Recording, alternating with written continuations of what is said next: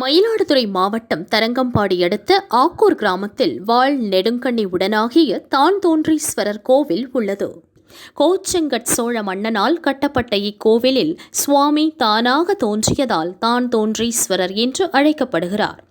இது தேவார பாடல் பெற்றதும் 63 நாயன்மார்களில் ஒருவரான சிறப்புலி நாயனார் பிறந்து வளர்ந்து சிவனை வழிபட்டு முக்தியடைந்த தலமாகும். இக்கோவிலில் சித்ரா பௌர்ணமியை முன்னிட்டு திருக்கல்யாண உற்சவம் நடைபெற்றது. ஸ்ரீ வாள் நெடுங்கண்ணி அம்மன் சிகப்பு பட்டுடுத்தியும் தான்தோன்றீஸ்வரர் வெண்பட்டு உடுத்தியும் எழுந்தருளினர். பெண்கள் சீர்வரிசை எடுத்து வர திருக்கல்யாணம் நடைபெற்றது. திரளான பக்தர்கள் கலந்து கொண்டு தரிசனம் செய்தனர்.